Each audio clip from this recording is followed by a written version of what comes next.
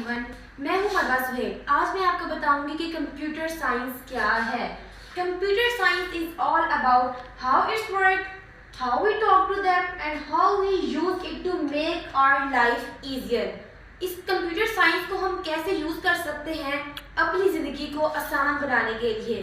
Computer science का मतलब ही ये है कि हम इसको इस्तेमाल करें अपनी ज़िंदगी को आसान से आसान बनाने के लिए। जैसे कि मैं आपको एक एग्जांपल देती हूँ कि एक टीचर एक बच्चे को कहती है कि आपने घर से किसी भी किसी भी टॉपिक के ऊपर एक नोट लिखकर आना है। जैसे वो टॉपिक हम ले लेते हैं तौहीद बारी ताला।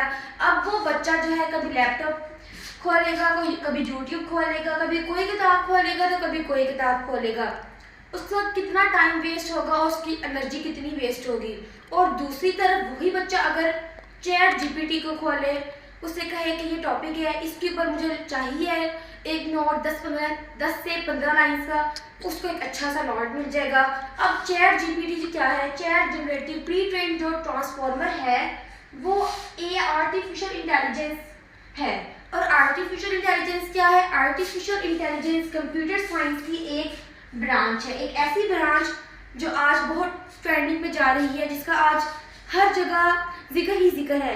कभी कोई बात कर रहा है इस ब्रांच की और कभी कोई बात कर रहा है इस ब्रांच की। और दूसरी तरफ कंप्यूटर साइंस की अब हम कुछ ब्रांच की बात करते हैं। कंप्यूटर साइंस की वैसे तो बहुत ज़्यादा ब्रांचेस हैं, मगर कुछ ब्रांचेस जो ज़्यादा वेल नाउन है, जिनका जिक्र ज़्यादा है, उनमें से कुछ ये हैं। सबसे पहले तो टॉप पर आर्टिफिशियल इंटेलिजेंस है, उसके बाद programming, app development, web development, cyber security and computer hardware. अब हमने ये तो सीख लिया कि कंप्यूटर साइंस क्या होता है, अब हमें सीखना है कि कंप्यूटर क्या होता है।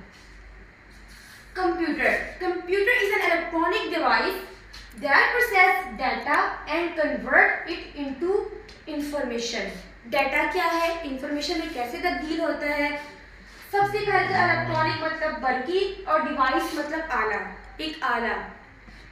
डाटा जैसे कि मेरे पास अब ये एक मार्कर है, इसका डाटा कुछ यूं होगा। ये मार्कर है, ये ब्लैक कलर का है, इसके ऊपर क्या क्या लिखा हुआ है, इसे कहाँ इस्तेमाल कर सकते हैं, क्या ये लिखने के बाद रेज हो सकता है, ये सारा डाटा हो गया।